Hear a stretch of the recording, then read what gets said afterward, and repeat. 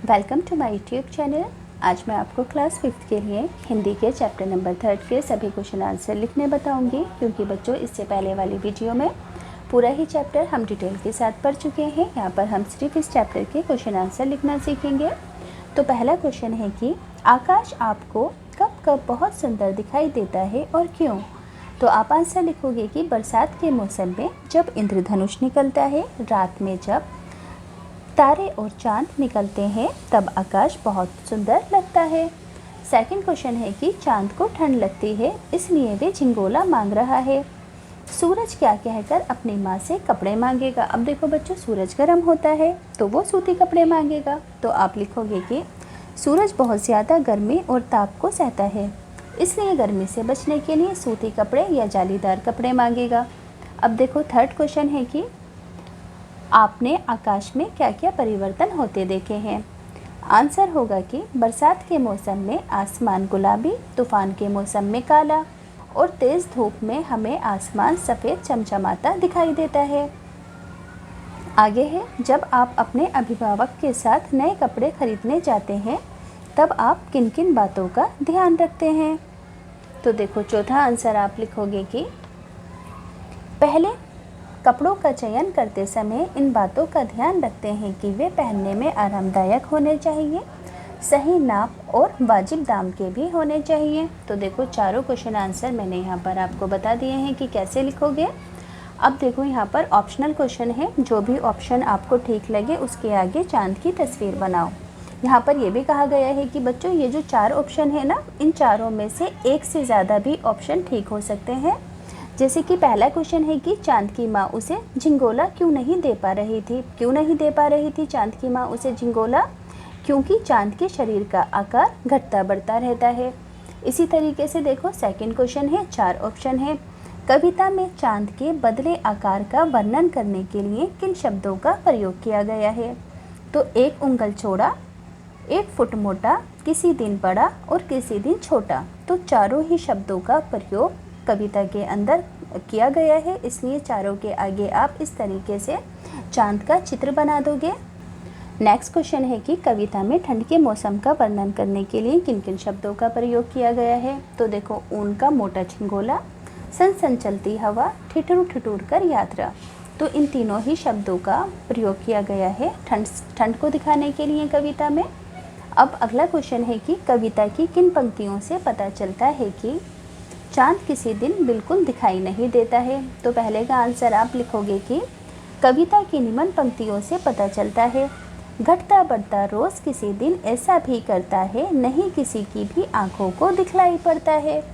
Second question है, सर्दी से बचने के लिए चांद माँ से ऊन के झंगोले के अतिरिक्त और कौन कौन से कपड़े मांग सकता है? तो आप लिखोगे कि सर्दी से बचने के लिए चांद माँ से ऊन के झंगोलों के अतिरिक्त ऊन का दुशाला, टोपा और रज़ाई की भी मांग कर सकता है।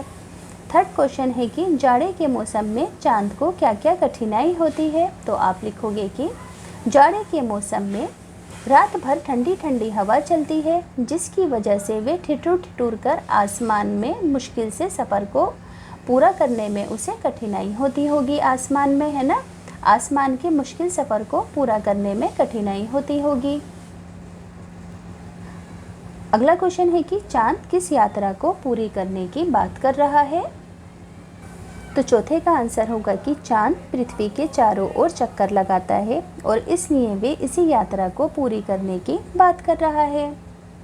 अब बच्चों नीचे की साइड कुछ क्वेश्चन है। पहला क्वेश्चन है, देखो जब नीचे दी गई ये सभी घटनाएं घटती हैं तब आपके अभिभावक आपसे क्या क्या कहते हैं? जैसे कि जब आप ठंडी रात में सोते समय अपने पैरों से कंबल या रज़ाई को उतार फेंकते हैं, तो ऐसा होने पर मम्मी या पापा हमारे पैरों को फिर से कंबल या रज़ाई से ढक देते हैं। सेकंड क्वेश्चन है, जब आप ठंड में आइसक्रीम खाने का हट करते हैं तो वे हमें ठंड में आइसक्रीम ना खाने को कहते हैं ताकि हमें सर्दी जुकाम ना हो और हम स्वस्थ रहें। थर्ड है, जब आप दूध पीने, हरी सब्जियां और फल आदि खाने से कतराते हैं। तो थर्ड का आंसर है कि जब हम दूध नहीं पीते तो वे हमें दुलार करके दूध पिलाते हैं और समझाते हैं कि इससे हड्डियां मजबूत होती हैं तथा सब्जियों का भी महत्व बताते हैं। थर्ड क्वेश्चन है कि चौथा है, जब आप देर तक सोते हैं तो देर तक सोने पर माता पिता आम तौर पर हमें डांटते हैं, कहते हैं इतनी देर तक क्यों सो रहे हो, जल्दी उठो, स्कूल के लिए देर हो जाएगी। पांचवा है, जब कोई आपके घर आपकी शिकायत करने के लिए आता है तो तब आपके पेरेंट्स क्या करते हैं। तो आप ऐसे लिख सकते हो कि पहले शिकायत करने वाले की बात को ध्यान से सुनते हैं, उसके पश्चात मुझसे पूछते हैं, गलती पाई जाने पर भविष्य में दोबारा ऐसी गलती ना करने के बारे में समझाते हैं।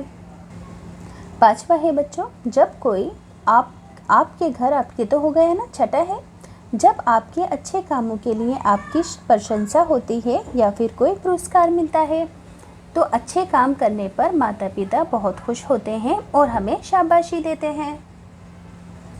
अब बच्चों इसी तरीके से 3 क्वेश्चन और हैं। पहला क्वेश्चन है कि आप अपनी माँ से चांद का दुखड़ा यानी कि चांद की तकलीफ़ को कैसे बताएंगे।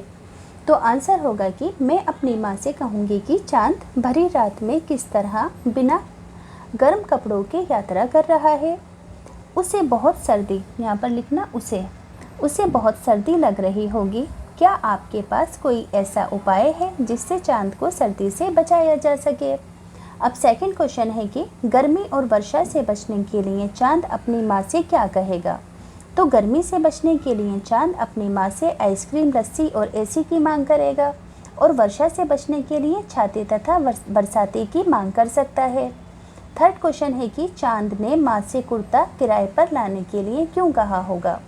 तो देखो, चांद को लगा होगा कि कपड़ा खरीदकर तथा विभिन्न नाप के कुर्ते सिलवाने में अधिक समय और पैसा लगेगा, जबकि किराए पर लाने में कम समय और पैसा लगेगा, इसलिए उसने कुर्ता किराए पर लाने के लिए कहा।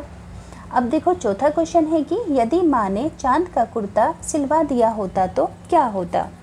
तो क्या होता, देखो ये आंसर इस तरीके से लिखोगे आपकी, यदि माँ ने चांद का कुर्ता सिलवा दिया होता तो जिस दिन माँ ने कुर्ता सिलवाया केवल उस दिन कुर्ता चांद को फिट आया होता, किंतु बाकी दिन फिट नहीं आया होता, क्योंकि चांद का आकार रोज़ घटता बढ़ता रहता है।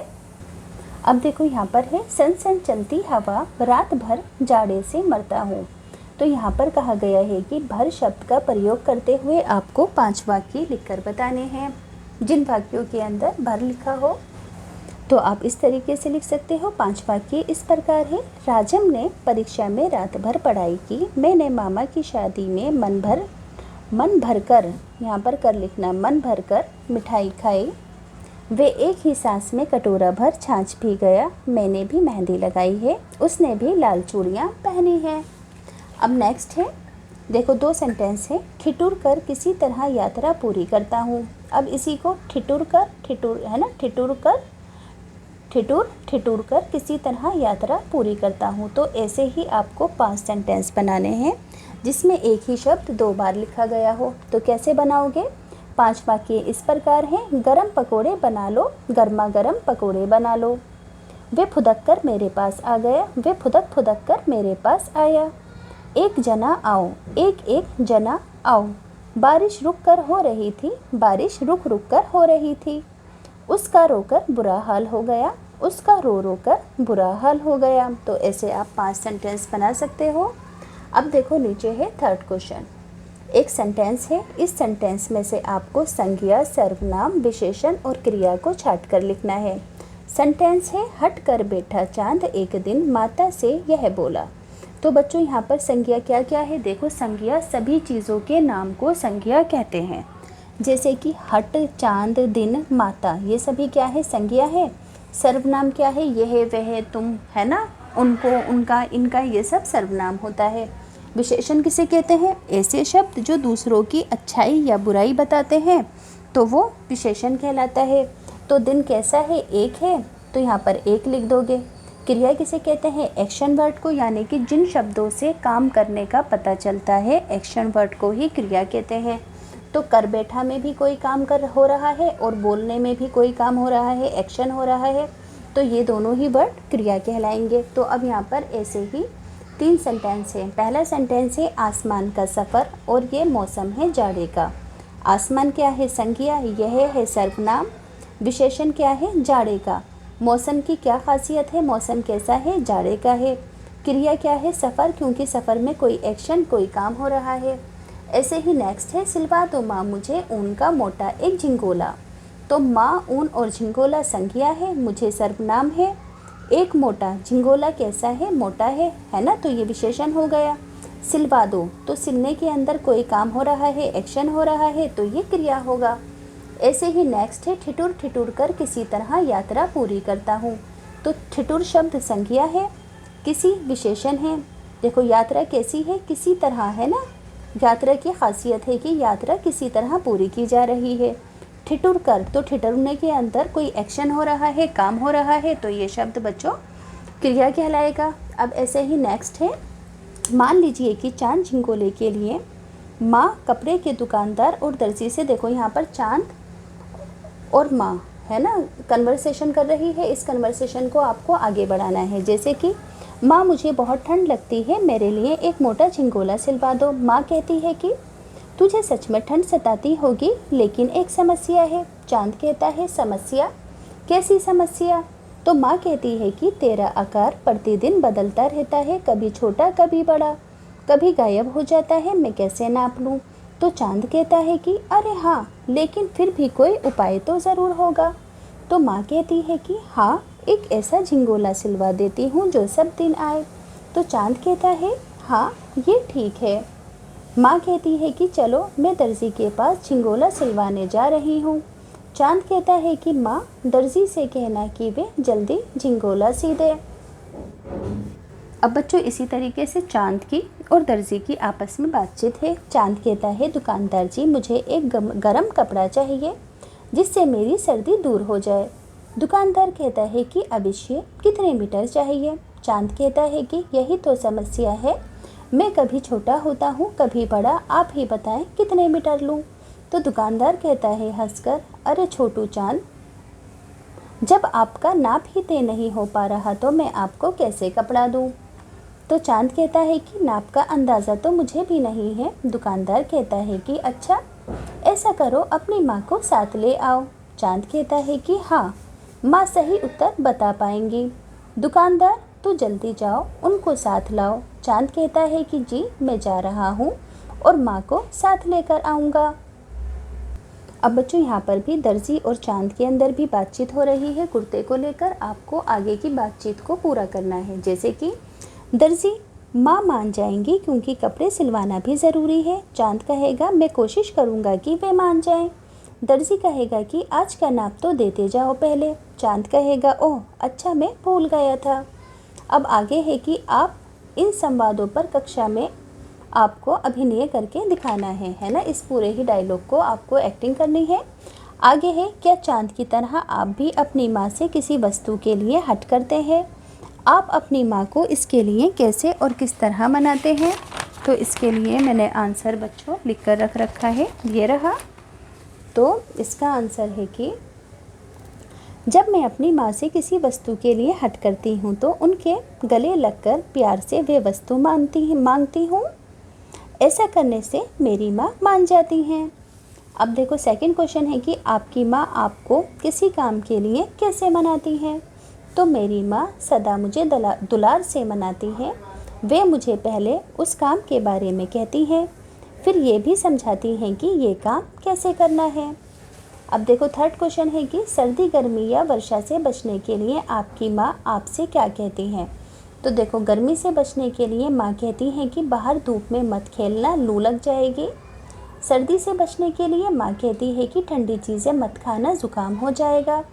तथा बरसात से बचने के लिए कहती है कि बाहर मत जाना वरना बीमार पड़ जाओगे। अब इसके अलावा ये भी बताना है कि माँ क्या क्या करती हैं। तो वह सभी मौसमों के हिसाब से मेरा ध्यान रखती हैं। अब देखो यहाँ पर फर्स्ट क्वेश्चन है कि कविता में चांद अपनी माँ से बात कर रहा है। मान लीजिए कि चांद बोल नहीं सकता, अब वे अपनी माँ को अपनी बात कैसे बताएगा? तो आंसर लिखोगे कि यदि चांद बोल नहीं पाता तो वे अपनी माँ को इशारा करके समझाएगा कि उसे किस चीज़ की आवश्यकता है। सेकंड क्वेश्चन है कि मान लीजिए कि चांद का एक मित्र है जो देख नहीं सकता। चांद उसे अपने बदले हुए आकार के बारे में कैसे समझाएगा कि मेरा चांद आकार किस तरीके से बदलता है। तो चांद अपने मित्र को एक बिस्किट देकर समझाएगा कि जिस तरह बिस्किट का आकार खाने के बाद कम होता है, ठीक उसी प्रकार मैं भी घटता हूँ और फिर मैं दोबारा से बढ़ जाता हूँ, पहले की तरह हो जाता हूँ। आगे है पुस्तकालय में से चांद, सूरज, तारे, आकाश आदि पर बहुत सी रोचक कहानियाँ हैं, है ना, किस्से हैं। तो आप इन तीनों के ऊपर आपको पॉइंट्स बताने हैं, किताबें पढ़नी हैं और यहाँ पर भी लिखकर आपको बताना है। तो इसके लिए बच्चों मैंने लिख कर रख रखा है, अभी दिखा देती हूँ आपको पूरा ही आंसर कि किस तरीके से है। फर्स्ट का आंसर देखो, सूर्य और चांद के बारे में बताने के लिए कहा गया है। लाइब्रेरी से किताबें पढ़कर सूरज, चांद और तारे के बारे में छोटे छोटे पॉइंट्स लिखेंगे। सूर्य एक गतिशील तारा है। यह हमारे सौरमंडल का सबसे बड़ा पिंड है। यह सौरमंडल का केंद्र भी है। सूर्य का सबसे गर्म भाग केंद्र है।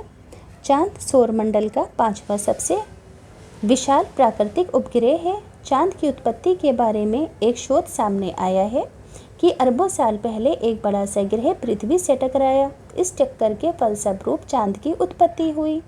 इसी तरह हमारी आकाशगंगा में तारे सूर्य से भी बड़े हैं। ज़्यादा दूरी पर होने के कारण ये हमें छोटे दिखाई देते हैं। सूर्य भी एक तारा है, किंतु ये पृथ्वी के नज़दीक है, इसलिए ये बाकी तारों से हमें बड़ा दिखाई देता है। अब देखो नेक्स्ट क्वेश्चन के अंदर हमें चांद तथा सूरज की स्थितियाँ बतानी है। चांद ग्रहण और सूरज ग्रहण के बारे में बताना है।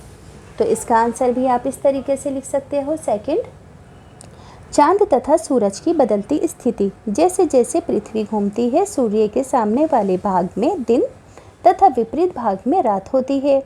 अब इसी तरीके से चंद्रमा अपनी धुरी पर उसी गति से घूमता है जिस गति से वे पृथ्वी की परिक्रमा करता है। समझ में आया कि जिस स्पीड से वो पृथ्वी की परिक्रमा करता है, उसी स्पीड से वो अपनी धुरी पर अपने पॉइंट पर भी घूमता है।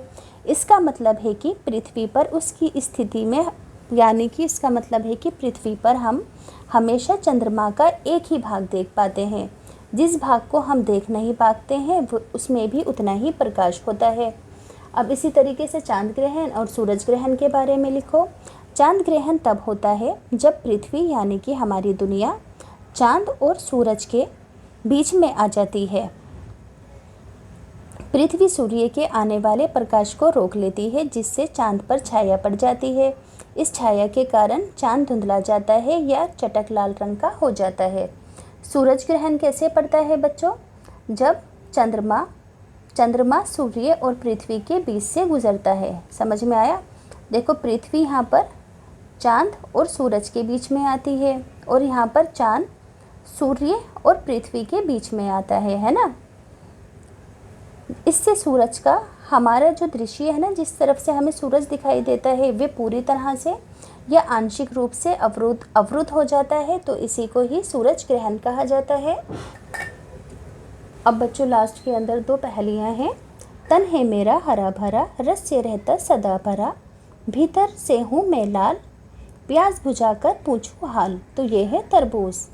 हम दोनों हैं पक्के मित्र, करते रहते काम विचित्र, 5 सेवक हैं साथी, लेकिन करते कभी ना बात। तो इसका आंसर है हाथ का पंजा।